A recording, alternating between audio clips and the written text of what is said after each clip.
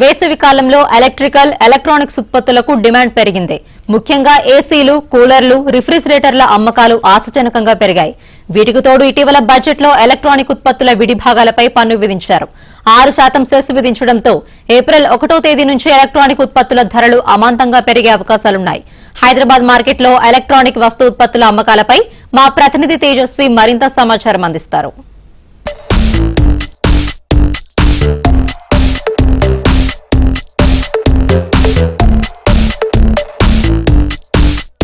సామాన్యుడికి మరో shock తగలబోతుంది. Petrol, gas బండల ధరలు భగ్గుమంటున్నాయి.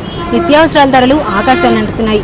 ఇదిలా ఉంటే మరోవైపు టీవీల ధరలు కూడా పెరిగే అవకాశం ఉన్నట్లు తెలుస్తోంది. ఇప్పటికే టీవీకి సంబంధించిన ఎల్జీ కంపెనీ ఇవన్నీ కూడా రేట్లు పెంచాలని నిశ్చయించుకుంటున్నట్టు తెలుస్తోంది.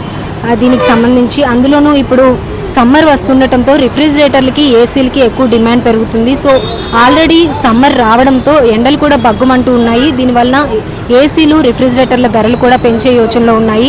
ప్రస్తుతం 2021-22 కేంద్ర బడ్జెట్ ప్రకారం కస్టమ్ డ్యూటీ పెంచిన విషయం తెలిసిందే. సో దీనివలన మనం మార్చి 31 లోపలనే ఏది కొనాలి అనుకున్నా సరే మార్చి 31 లోపల కొనుక్కోవడం మంచిదని తెలిసింది. ఏప్రిల్ 1 నుండి ఇంకా పెరిగే అవకాశం ఉంది. ఏప్రిల్ 1 తర్వాత ఇది 6 నుంచి 8% వరకు పెరిగే అవకాశం ఉందని కూడా ఎల్జీ, శాంసంగ్, అలాగే పానాసోనిక్, హైయర్ వంటి కంపెనీలు తెలియజేశాయి.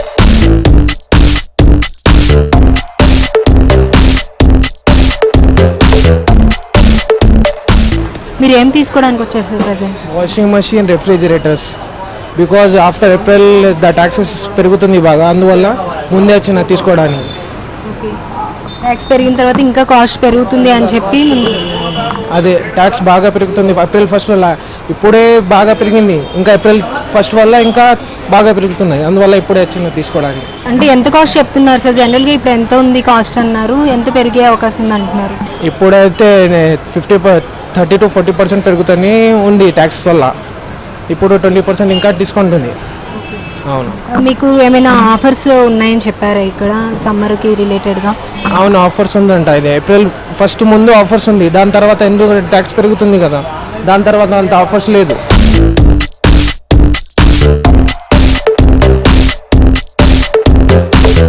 మేడం, మీరు ఏం కొనడానికి వచ్చారు ప్రజెంట్? వచ్చాం మేడం. ఎంత కాస్ట్ చెప్తున్నారండి? కాస్ట్ ఎక్కువ ఉన్నాయా, పర్లేదు అన్నట్టున్నాయా? సమ్మర్ ఇప్పుడు వస్తుంది కదా, ప్రజెంట్ ఇప్పుడు సమ్మర్ ఇంకా టైం ఉంది, ఏప్రిల్ దాకా అంటే ముందంటే కొంచెం ఆఫర్స్ అవి ఉంటాయని వచ్చామండి తీసుకోవడానికి.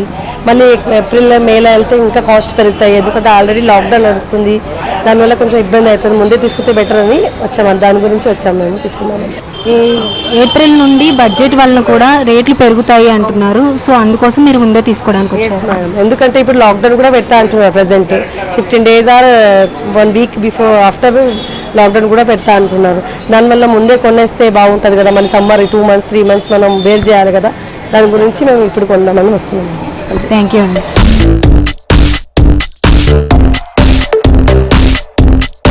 ఇప్పుడు మనతో షాప్ ఓనర్ ఉన్నారు. ఇక్కడ కాస్ట్ ఎలా ఉంది, ఏమైనా మళ్ళీ ఇప్పుడు పెరిగే అవకాశం ఏమైనా ఉందా కాస్ట్ అనేది తెలుసుకుందాము.